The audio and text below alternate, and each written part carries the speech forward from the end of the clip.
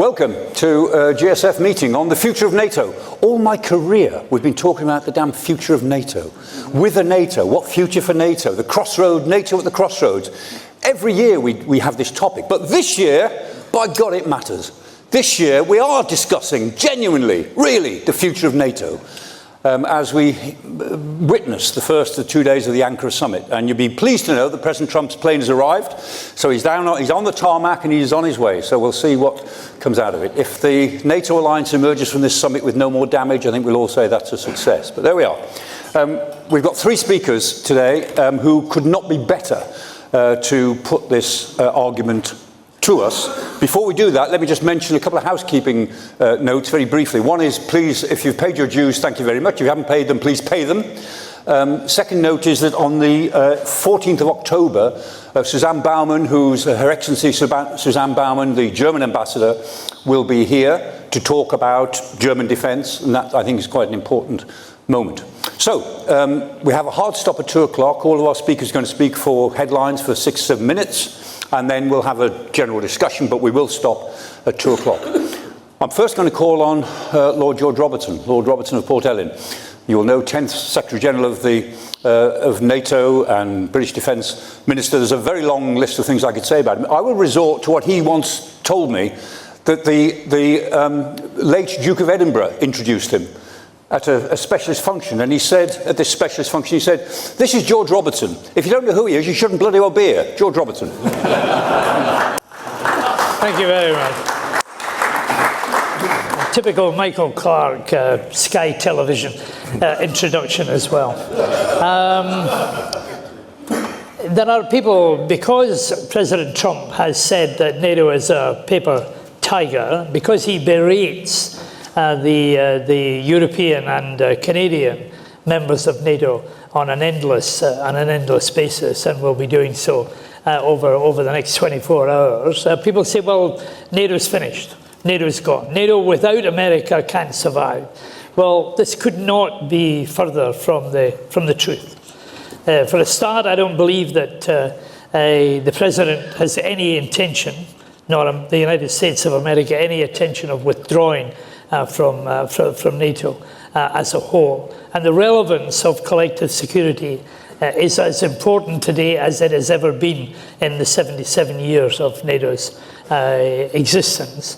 But the imbalance inside NATO is, of course, clear-cut and has been a source of complaint from General Eisenhower when he was the Supreme Allied Commander right at the very beginning, right through to today. On the other hand, if you look at it carefully, that imbalance has been hugely in America's interest. Not only do the expenditure of the European and Canadian allies boost and magnify what America is spending on defence, they boost the influence that America has inside the Euro-Atlantic area and indeed the wider world as well. And of course there are good, sensible reasons in terms of trade and in terms of network for America to be inside the alliance and to be able, because of their disproportionate contribution, to dominate the alliance and to be over-influential sometimes. Now, there are very few authoritarian regimes in the world who have that number of allies constantly with them, always, in fact, always with them, sitting round the North Atlantic Council table every week, discussing security matters. 4 times a year, defence and foreign ministers meet, and now it would appear annually, the heads of state and government also meet as well, as friends of and partners of the United States of America. So, it is in America's best interest as an insurance policy to be inside NATO, even if they occasionally forget that there are advantages for them as well. But on the other hand, we have to get used to the fact that the United States has got different priorities in the world today. Whether it's in its own neighbourhood, and relations with Canada are not exactly brilliant at the moment. But in the wider world, their priorities are much more towards China and the Far East than they are towards Europe as a whole. And that creates clearly a difference of view that is expressed. So the Europeans, who have actually got basically the same GNP as the United States, have got to do something about that imbalance inside NATO if they are going to be able to credibly maintain the collective security that has maintained their security, their safety, and the safety of their citizens for the 77 years of the alliance. Now, that won't be easy. One diplomat said to me, it'll be 5% with America, it'll be 9% per annum without the United States. But gradually, perceptibly, and Rutte has been making this clear, Mark Rutte has been making this clear to Trump, we are getting closer and closer to the point where the Europeans are able to do pretty well everything that the United States has been able and been willing to contribute to the NATO contribution as well. So therefore, NATO has got, and the European and the Canadian parts of NATO have got to get ready to step up to the plate. This is a reality check that perhaps they never foresaw in the past, but which they've got to do now. And therefore, I think that this summit meeting is, as Michael said, almost existential, depending on the mood and temperament of the President of the United States round that table. He'll be sitting next to Keir Starmer round the NAC table tomorrow, thanks to the alphabet being used in NATO. Donald Rumsfeld used to object to having to sit beside the same people all the time, and we pointed out that the rigidity of the alphabet was an important part of the way in which NATO runs. The only time that has been varied was at the summit meeting in Prague in 2002, because President Kuchma of Ukraine at that time, Ukraine was not the way it is today, had been trying to sell missiles to Saddam Hussein, and the Americans and the British and others were objecting to that. So I agreed that on one occasion only, we would arrange the table by the French alphabet. And President Bush sat beside les États Unis, sat beside Estonia, Tony Blair sat beside Romania, and I sat beside Kuchma of Ukraine. But it'll be an interesting conversation between Donald Trump and Keir Hardie, especially in the light of the Defence Investment Plan that was published 2 weeks ago. Thank you. Let's move straight on to General Sir James Everard, a man who came through in the mechanised business, commanded 3 Div. He was DCDS for plans and operations in the Ministry of Defence. More to the point, he was a DSACR, was it 2017 to 2020? Correct. And Commander of the Land Army. So it's the DSACR role, I suppose, we're most interested in. So, General Sir James, sir. I think more importantly, actually, I was the lead mentor in Allied Command Operations for the last 5 years, spending about 120 days a year somewhere in the NATO firmament focused on the implementation of NATO's new plans. And actually, I fly to Vilnius on Sunday. That'll be my 19th trip to Europe this year, so I've still got my finger there. I want to focus on action and activity with a very simple proposition, threefold. One, NATO has been busy. And under US leadership, NATO has adapted, and it has and continues to grow good plans and the forces it needs to deliver them.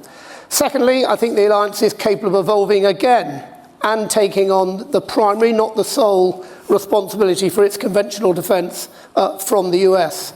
And three, this goal will be achieved much more successfully, much more quickly, if the UK leads in the alliance as we once did, and as our allies and friends want and need us to do. And that means the correct balance of forces, and it means visible deeds, not words. Why did Paris fall on the 28th of January 1871? Ernest Renan wrote that France's inferiority and Germany's triumph was above all intellectual. You know, what we lacked was not in the heart, but in the head. I think we have something to learn there. I mean, history repeats. Even if defeated in Ukraine, Russia will remain the primary threat to Europe. And given an accelerating Russian threat now, we need to think, to anticipate the future, I think before we have our backs to the wall.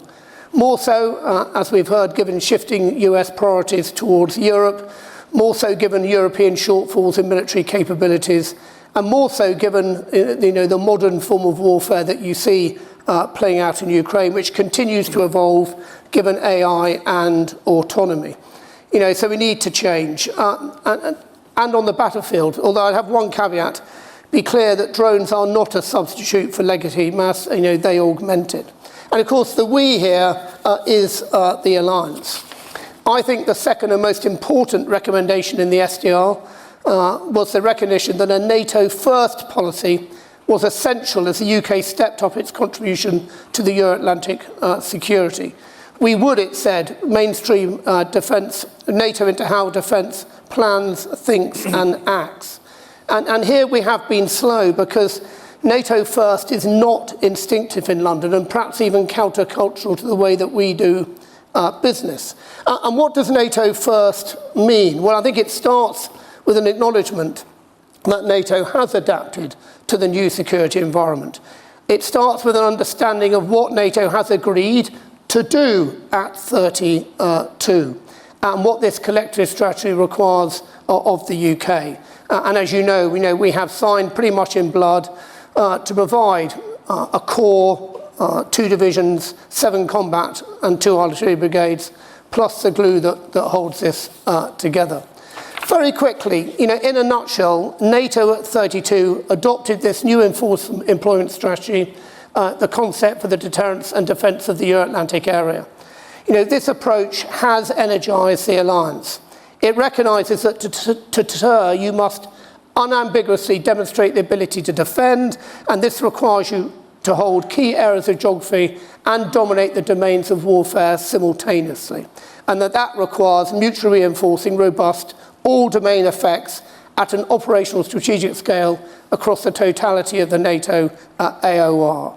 And this concept is already underpinned by very solid war plans. These are the regional plans owned by the Joint Force Commanders, supported by the domain commanders. And these plans include deterrence objectives in peace that become defence actions in war, all agreed to at 32. So we do have a strategy, and we have a big expectation that NATO forces, frontline forces, will hold ground, and that these forces are connected to the wider alliance multi-domain machine. This is not easy, but again, NATO allies are working very hard to deliver it. And I think all allies understand that the full implementation of NATO's concept and the related family of plans, framed by Sakhar's theory of victory, a method of multi-domain convergence, underpins effective and executable collective defence when you have forces at warfighting readiness. And this is why the NATO defence planning process is so important. This is the process by which capabilities are allocated out to the nations to ensure we have the forces we need in the right place at the right time. And this is where the UK have fallen behind. And we need, I think, in old language, we're in the area of severe non-compliance. Very quickly, I say, this is where NATO first begins. Yes, NATO will continue to evolve. It needs to evolve with the decreasing US presence. How do you fight a war in Europe? The American way of war, very expensive. The Ukrainian way of war, very costly in terms of blood. There's a middle ground that we can get after. And I think this is the next challenge. And I think we're more than capable of doing it. Again, more quickly, if we have the UK back where we need to be, a leading light in NATO. Final point to end on a bit of good news. The men and women joining the British Armed Forces today are quantifiably better than my generation was. Brighter, faster, fitter, more committed. And I'm absolutely convinced if we give them the tools and we give them a method, they will do the job for us inside a NATO alliance. Thank you. General Sir James, thank you. Let's move straight on then to Lord Ricketts. Again, nobody better to discuss this than Lord Ricketts. He was our permanent representative to NATO. He was permanent Under-Secretary in the Foreign Office. He was our first national security advisor. He was ambassador to France before his retirement. I'm glad to say he's our special representative for the loan of the Bayeux Tapestry. Indeed. I think that's a very distinguished role to have. And he has actually, I recommend his book, Peacemakers, about the men and women of the Foreign Office. He wrote a very good book called Hard Choices a little while ago, which was really about hard choices. But this men and women of the Foreign Office, the peacemakers who are unrecorded in history, is a very good read, I have to say. Anyway, Lord Peter, sir. Thank you very much, Mike. And by the way, I didn't pay him to say that. That was spontaneous. Thank you so much. I was perm rep in NATO under George's command as Secretary General. And I remember he used to say, as the 25th ambassador around the table raised their pencil, I see everything has been said, but not yet by everyone. And it was true then, it's probably true now, because I think a lot has been said. And so I would add in just a few thoughts. First of all, starting a bit where George did, Donald Trump does not believe either in international law or in alliances. And that is a major problem for all the rest of us in NATO, and that will again play out today. I agree, he's not going to leave the alliance. And indeed, his anger over Allied failure to help him with bases and overflight in the Iran war is perhaps a backhanded way of showing he's beginning to realize that allies actually are useful, and that even that mighty American military machine needs allies. So perhaps those around him are learning they should perhaps consult allies before launching into military action and then turning around and asking for allied support. So it might just be a salutary lesson for Washington. I wanted to talk about the reality that whoever the next president is, he may be less crude, less brutal than Trump, but he or she will continue to draw down US military effort, political attention from Europe towards the Indo-Pacific, unless some crisis develops that really engages US vital national interests in Europe. That's a long-term tectonic trend, I think. And I see there are three broad options, really, for strengthening European security. So this takes it slightly beyond the NATO framing. All of them require the UK to spend more on defence.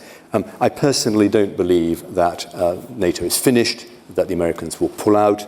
The 10,000 people in all the structures of NATO, the command structure, the defence planning structure, the agencies, I mean, they are there, they will continue. The risk to NATO is that the lifeblood drains out of it, that the political confidence and trust between allies is broken.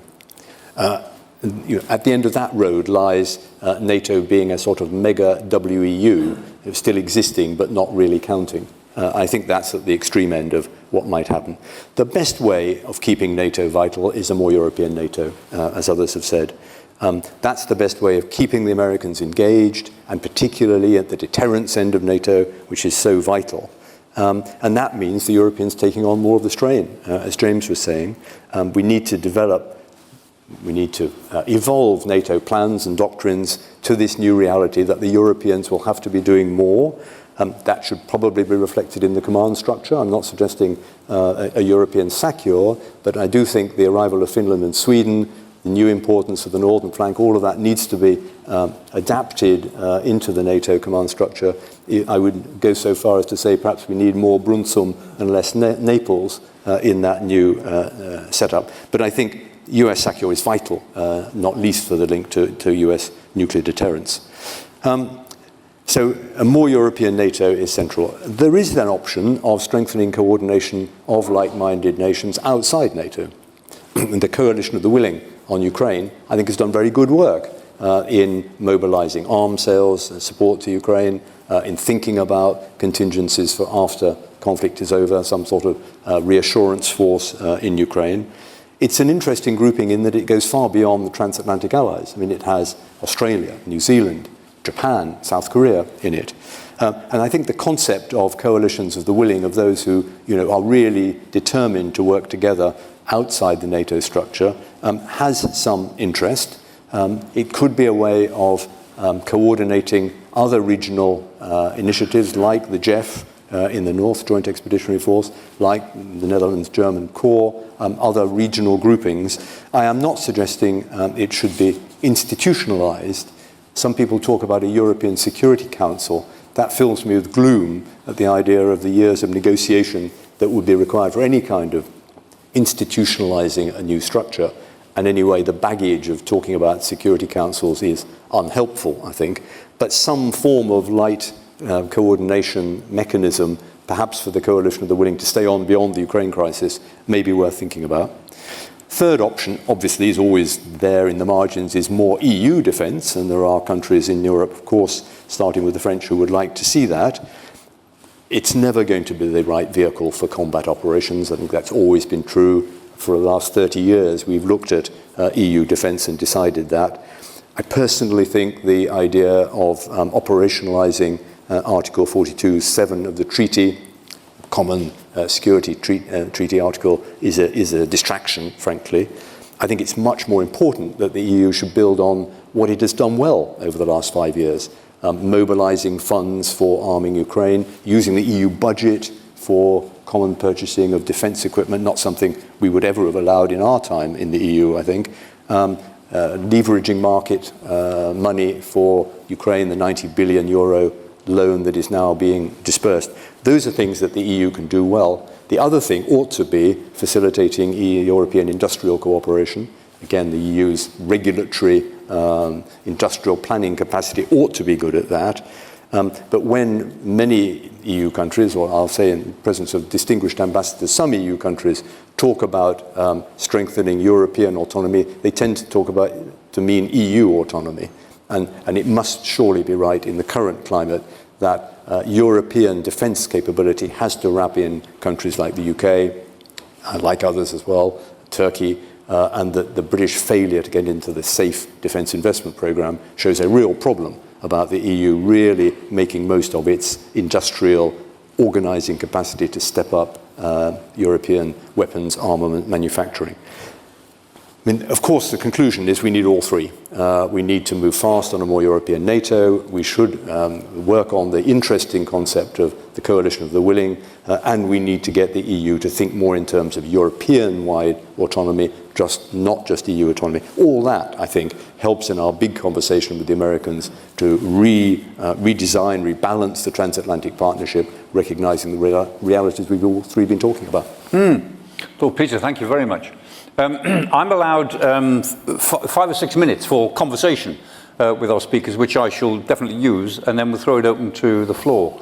But let me just begin, if I may, with General James. You mentioned the requirement that Britain should provide a corps to NATO, and it sounds okay if you say it quickly, but how far are we from being able to provide a corps to NATO? That was one question. And then the other one is that the Americans provide the operating system for an integrated military structure. If that operating system begins to evaporate, if it begins to, we'll replace it with just coordination rather than integration. I mean, that's what I really fear, is that we lose the operating system. Can I just get you to comment on that? Well, I think on the ARC, the target date some years ago was to return it to full readiness at 2035. They're trying to accelerate that through to 2032. And do you think we could do that on present plans? Probably not on present plans, but in principle we could? I think if you spend the money, I mean, the army have the plans, they know what they want to do. It's just you need to give them the money, and at the moment that's not there. Okay. So 2032 looks in doubt. And there is a problem between a 2032 timeline and a Russia who sees a closing window of opportunity as NATO grows stronger. And if the war stops in Ukraine, or it feels it has unstoppable momentum in Ukraine, will go early. So we won't be ready. The operating system is interesting because, of course, NATO now uses Maven, Palantir, as its battlefield communication system that links at least the hierarchy of the Joint Force Commander and the domain commanders together. Without that, you haven't got the linkages, and that is American. So somehow you'd need to keep it and preserve it. But would you agree with the view that on their own, the Europeans can't adopt the American way of war? No. The idea of overwhelming force at the point of contact or the I think military guts of the opposition. We can't do that. It's an important point because we have signed up to a strategy which is based on the American way of war because America is there in strength.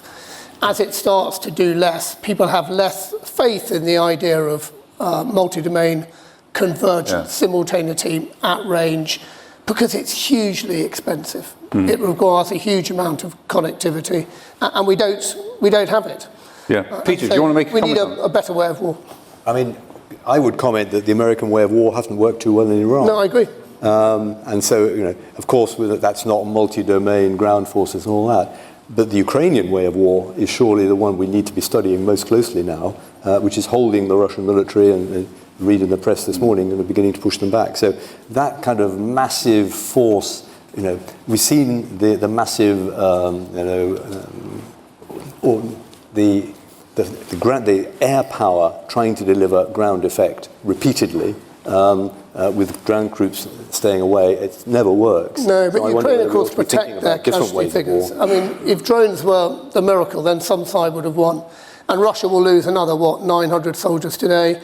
Ukraine will lose probably half that, but we don't record it. And so it's not a way of war that you want to follow. No, not a road down which we would choose to go. No. Lord George, I was struck by the fact that you were relatively optimistic in a way when you said that, with all these things are within our reach, that we need to do more, we know we need to do more, and so on.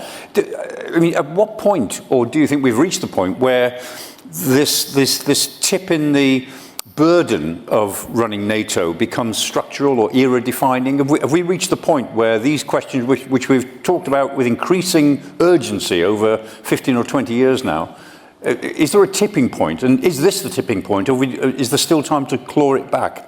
I think there's a little time to claw it back.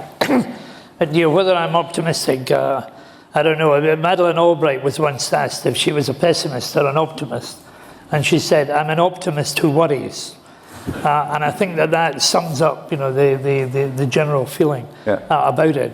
And what we do, because I think what James Everard said is right. The British role in NATO is based on historical fact rather than on existing performance. And what we don't sufficiently recognise in this country is that at least 20%, probably 25% of our defence budget goes on the independent nuclear deterrent. Yeah. And NATO makes no allowance for that in the force structure. And yet, it's the one thing that, in the Kremlin, and I've been in the Kremlin several times, worries them. That moves the dial. It's clearly important. And at a time when the American nuclear umbrella in Europe is at least open to question, our deterrent is committed to NATO and therefore becomes a nuclear umbrella for the rest of Europe, to which the rest of Europe pays no contribution at all. Yeah. And we are expected by SECURE to deliver things that at the moment we simply cannot do. So in terms of NATO first, that is undoubtedly the objective, but whether we can remain first in NATO is open to question as long as that we operate in the same way as we do at the moment. And the final point, Lord Peter, you mentioned the non-institutional initiatives which have grown tremendously in recent years, the coalitions of the willing. I don't think you mentioned the GEF, but I'm sure you were thinking about that, the Joint Expeditionary Force. I mean, is this a credible way forward for the evolution of NATO to find, as it were, the coalition of the willing, mainly in Northern Europe, to become the sort of political and military guts of NATO that stays as an alliance of 32, but becomes an alliance of the United States, 10 or 15, as it were, more committed countries in the north, and then others. Do you see the evolution of the alliance going something like that? Just one comment first on what George has just said about nuclear deterrence. It's quite striking that when Macron makes some rather ambiguous comments about possibly extending French nuclear deterrence in some way to other European countries, it gets a lot of attention. Yeah. Whereas Britain has done that for 60 years and gets no attention at all. And I think British ministers could make more of the fact of our commitment of our nuclear force to NATO.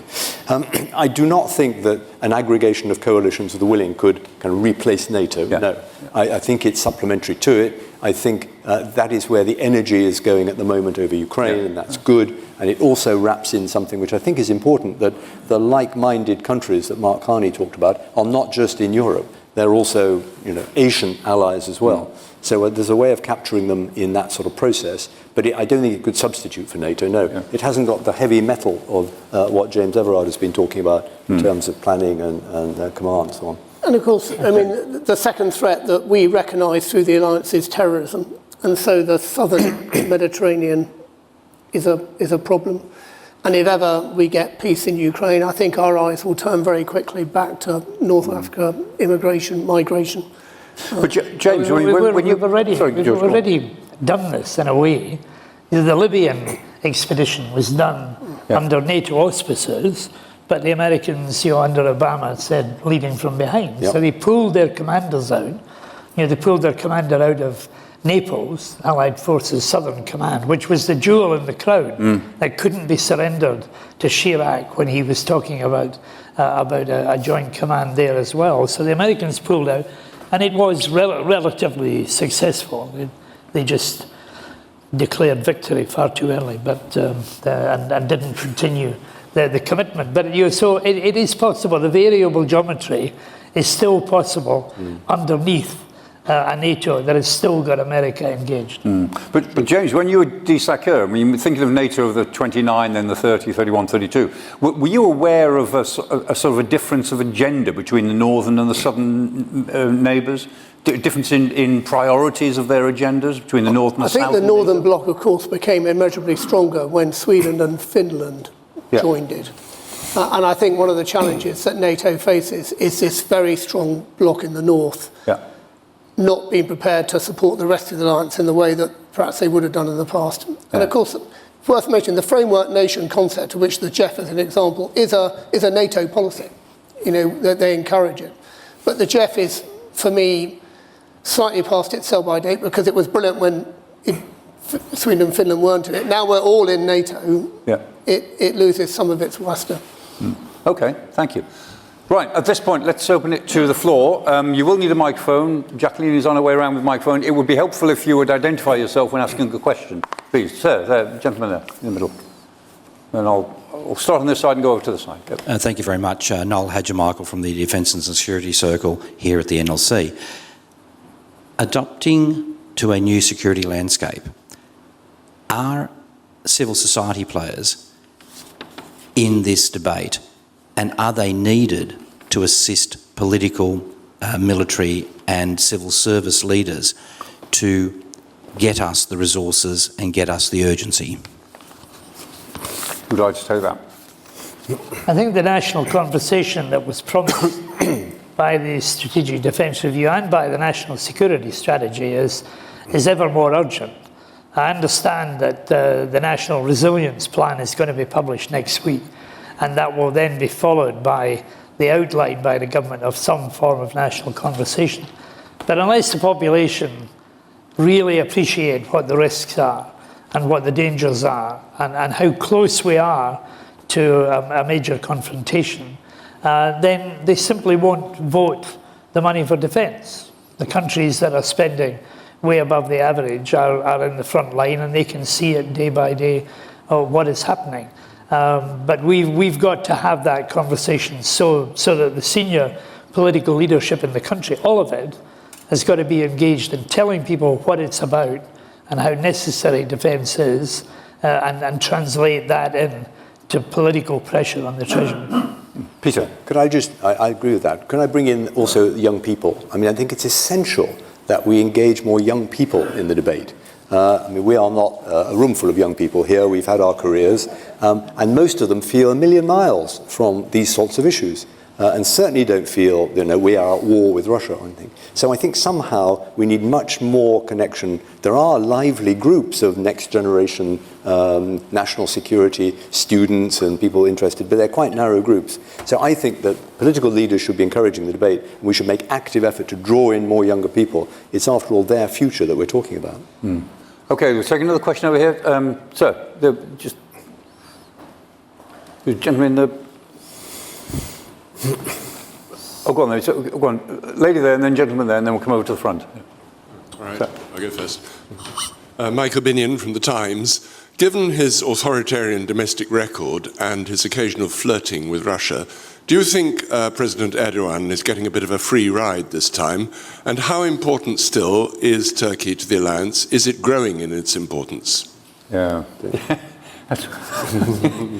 To me, Well, I was going to ask Peter. but I think because the summit's in Ankara, then President Trump has decided to cuddle up beside President Erdogan. You know, but Erdogan in many ways has in recent times started to break that connection that he had with Moscow, and I think that has got to be encouraged. And I think during the summit meeting, I think that is likely to be the genuine theme. You know, Turkey has always, you know, been the prickly pear within the alliance, but a crucial one as well, because it's so close to where the trouble is, both in the Middle East and on the East-West divide, and therefore people have put up with some of the problems that have existed domestically inside Turkey. But you know, I think that by hosting the summit this time, they will, you know, have demonstrated quite clearly a break from some of the more worrying aspects of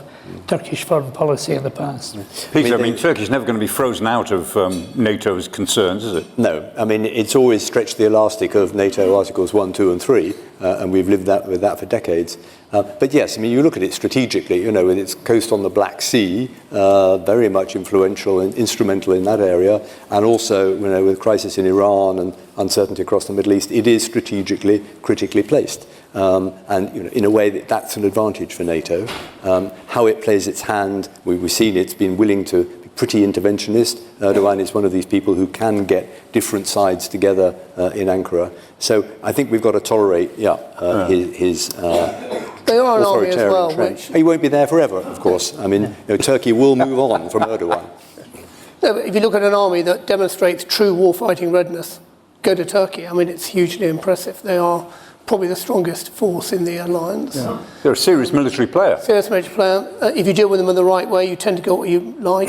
And on your first point, people will tread like eggshells. Yeah. Okay. Was there a lady there, or you just passing the microphone along, madam? No, you get the microphone next, then there's a gentleman there, and then I'm coming to the front here. And then I'll work a bit backwards. Nothing has been mentioned so far about the Canadian suggestion of the Defence Resilience and Investment Bank, but also Britain's, what do they call it, the Multilateral Defence Mechanism, I think it's called. Where would your suggestions and support go? Well, Defence Investment Plan. I don't think any of us are investment bankers, are we? I mean, I do note that the suggestion for a multilateral bank came from Mark Carney, who does know a thing or two about multilateral investment, arms, and the market. I mean, it seems to me that if we are finding it so hard to find extra money for defence from raiding domestic programmes, we have to find it somewhere else, and that means leveraging the private sector, and it means collectivising the approach. So as a complete layman, I think the idea of trying to get the markets more involved, to leverage our money through some kind of multilateral bank mechanism seems to me a good one. But the Treasury says debt is debt, whoever holds it. Do you go with that? No, I think it's shared debt is what Mark Carney is involved in. And I think somebody who is as reliable and as with credentials like his should be encouraged, and we have to be more inventive about how we are developing more money. You know, we need the Strategic Defence Review missed out on a number of things, some key defence things like integrated air and missile defence, but also infrastructure, whether it's the physical infrastructure or the accommodation infrastructure. So leveraging the private sector now, which has got a lot of money, especially in the City of London, into that is really important. But what Madeline says is right about the two ideas about this bank should be encouraged, because it's a way in which we can leverage much more money into defence at a time, you know, when most countries are finding it difficult to do that. James. And I think the linked question that is people want to see more value from the money they spend in defence. And if Chris Donoghue was here, the outgoing US land commander who was charged with bringing the European Security Deterrence Initiative effectively a line to life, he would point out that we're very bad in the West at buying things cheaply, and that modern tech gives you an opportunity to be more lethal at less cost. And the whole idea of European strategic autonomy is based on that idea. I was talking to a Labour MP last week who said that there were 2 really good defence startups in her constituency that looked very promising, and the most overdraft they could get from the banks for their development was 25 and 50,000 when they need $1 million to get moving. And she said it was so frustrating that you can't, from the present banking system, get an overdraft for new technologies. That's one of the issues. Right, there's a gentleman there, but I'm going to come to this gentleman here first, in the front row. Sure. I'll come to you. Estonian ambassador. Thank you very much. Sen Sakova, I'm Estonian ambassador here in London. Gentlemen, you all told about your hope that UK will stay a leading light in NATO for the future. Looking at the trajectory of a defense investment in Europe, are you confident that you'll be able to do it? By 2029, Germany's defense spending will be 3.5% of a GDP. I think those who are saying that country like mine do encourage all the other allies also to front-load defense spending, not backload, for the very simple reason that Russia is not known for the gentlemanly way of warfare, and if they have any nefarious plans towards NATO, certainly they would not wait until 2035 when NATO says we are now ready. Could we now have a match, please? Thank you. I think we need to be ready a lot long before 2035. You know, the present assumption, secular's assumption, is based on Russia being reconstituted by 2030 in order to be able to challenge the alliance at that point. So the spending has got to increase. And of course, we're spending in Europe and in Canada about $1 trillion, but we don't. The taxpayers don't get that in terms of benefit. The competition between countries, sovereign systems, means that we simply don't get the bangs for the buck that we should do that. So much more cooperation is going to have to be necessary between the EU, which has already sort of stretched itself, but also the non-EU countries as well. They need to have a joint endeavour in order to make the money, in order to spend it on the right form of armaments. Thank you. Right, so you've been very patient, sir, in the front row here. Yes, sir. David Madden, St Anthony's College, Oxford. If the EU is to play a bigger role on defence and security matters, will it need to change its internal structures in any way? Peter. I mean, it can play a bigger role in the defence industrial area using its existing structures, David. I think it plays to the EU's advantage there. I mean, partly what it was designed for, to create single markets and to regulate them. I think the thing that will change EU structures is taking in Ukraine as a member, even in the kind of associate membership model that's being talked about. A massive country, the most battle-hardened country in Europe, but a very poor country by EU standards. I mean, that would mean enormous change in EU policies in all sorts of areas, and yet the strategic imperative to bring them into the EU is very strong. So that's what will change things. In the meantime, it ought to be using its regulatory and industrial organising capacity, I think, to get the market working. I was an operation commander in the EU, and getting a decision out of the policy and security committee that run your life was virtually impossible. So they need to change because they are not geared up to make decisions. But they're already at least making a move towards it. In my time, having a commissioner for defence would have been inconceivable. They said, we have nothing to do with defence, that's up to you further along the road. So, they are there in the various programmes that have now been embarked upon, most of which have been cut out, written from them. But, they do indicate that there is an awakening inside the EU. But, they're a long way away from the idea that DSACUR in charge of that part of it. It's always a bit anomalous when the DSACUR is British. Well, of course, we gave that to the French because of the Brexit deal. To do with that. But we need to make sure they need to make sure that they are sharper with decision making. They can make decisions when they have to in the economic area. I mean, the mobilizing of money for Ukraine in the first months was pretty impressive. When you get to the military area, it's simply not designed for it. And I don't really believe it will ever be in a position to command military forces. But the EU never goes above battle group level, does it? I mean, it's never been above the level of battle group. Not in terms of forces held at readiness, no. And of course, the EU strategic compass absolutely recognises that collective defence is NATO's business. It's a crisis management mechanism, if it's anything, and that's fine. That's fine, but it doesn't go above that. I agree. Okay, there's a lady in the middle here at this row. Thank you. Lara Julian, artist, contemporary painting. Lord Robertson, as an artist based in London whose work often reflects on themes of identity, resilience, and the human consequences of geopolitical change, I am particularly interested in the cultural and societal dimensions of security. In your view, how can NATO and its member states better harness soft power, including the arts, education, and public diplomacy, to strengthen societal resilience and maintain transatlantic unity at a time when defense spending, burden sharing, and public trust are under significant pressure?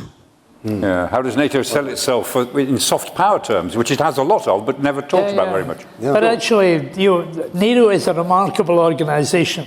It's known for the military, it's known for interoperability, it is known for collective security, but actually it has got a big political programme as well. The NATO science programme. I was told by the former Belgian ambassador to the Czech Republic about how the antiviral for HIV/AIDS came from a NATO science committee. So it actually has quite a soft power element to it, and the political dimension of the Euro-Atlantic Partnership Council, the Partnership for Peace, does embrace a lot of that. Whether it should do more than that at the moment is another matter, but I believe very much that soft power is really part and parcel of the way in which we stabilise the world in the future. Yeah, because you can't really have lasting effects in the world just by using military power. It has to be complemented with what you call soft power.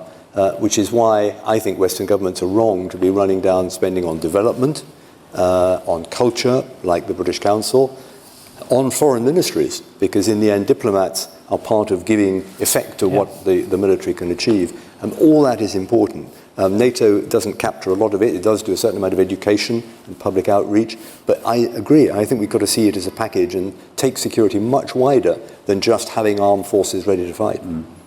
Okay, we'll take some questions from below the gangway in a moment, but there's a gentleman here first I'll give the microphone to, and then those below the gangway, I'm going to look back there for any questions. Sir. Malcolm Ogilvie. I'm a partly retired farmer, so I like to think that I've made a contribution to an aspect of security which I don't think gets enough attention these days, which is food security. You probably know, I'm sure you know, we still import 40% of our food, and in 2 world wars we've nearly starved death because of it. However, to get to the point, I'd like to ask a devil's advocate question. I'm interested in history, and I know in 1939,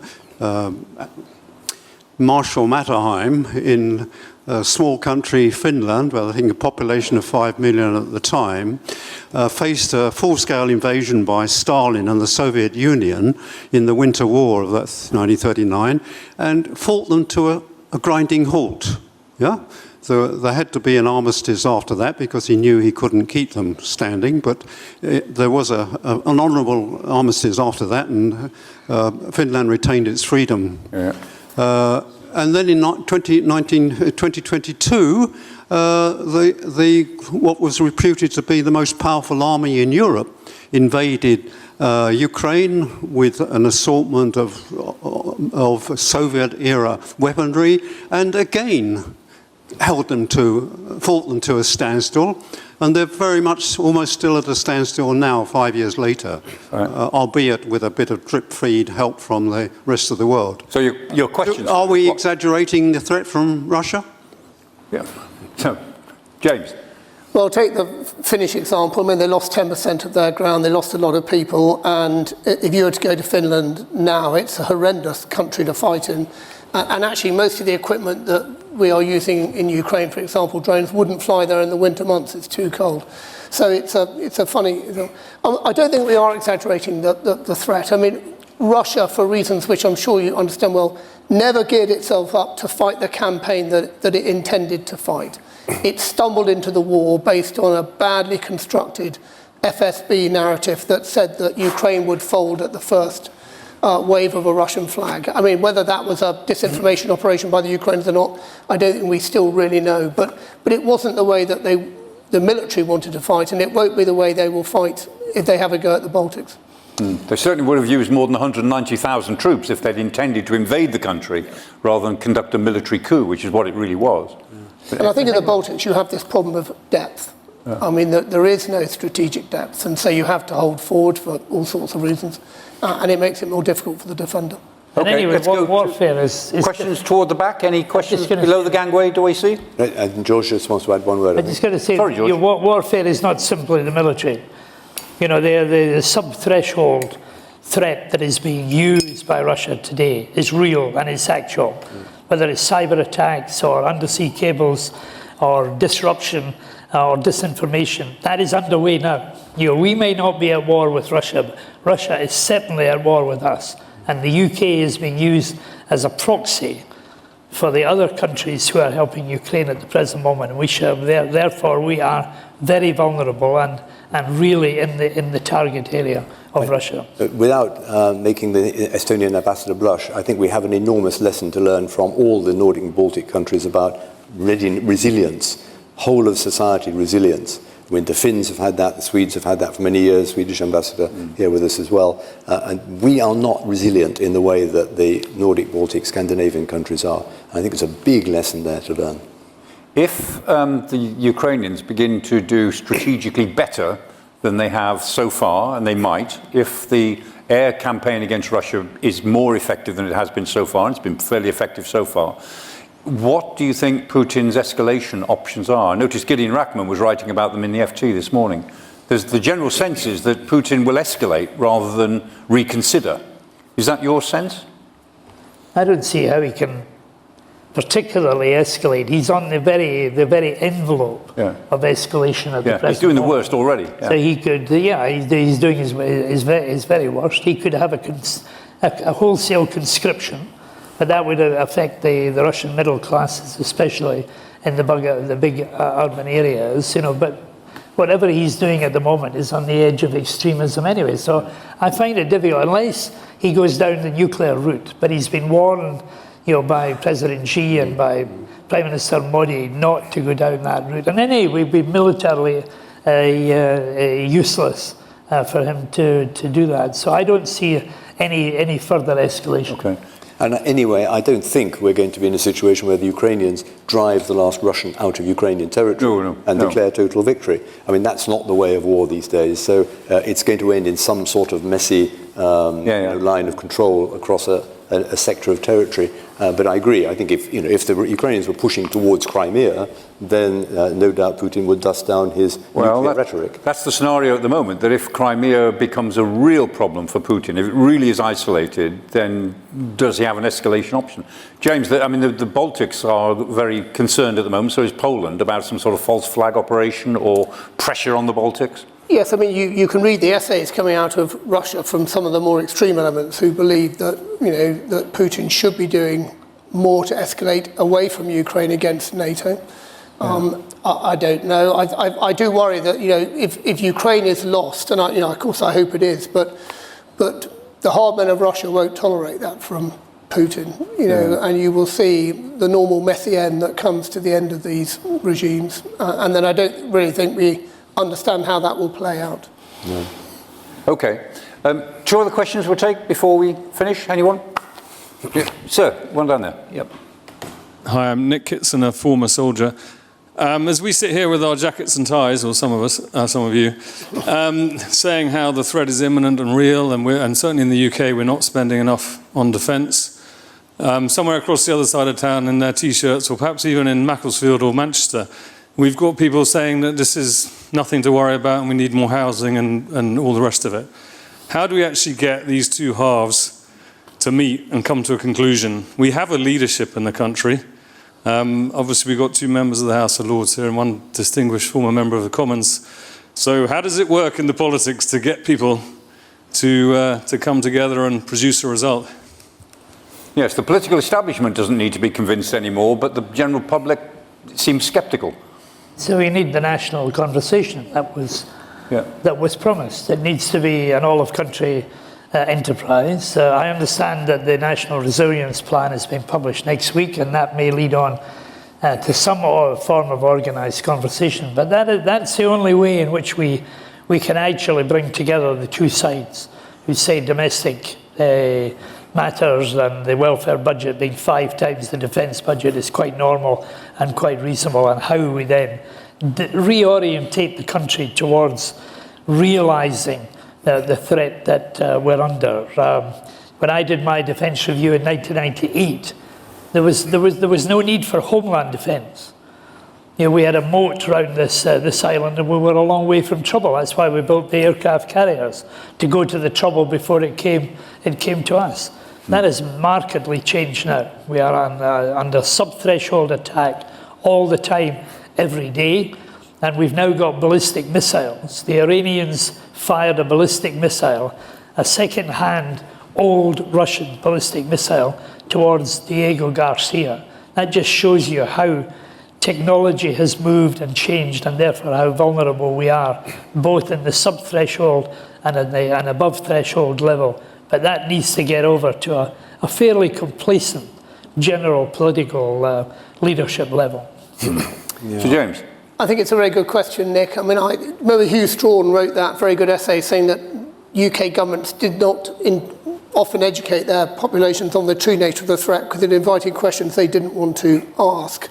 I fear a true debate that really displayed the level of our nakedness, our historic lack of investment in force preparation and now force readiness, that they would see the gap is so huge that debate could go one or two ways. You close it or you just give up and go home.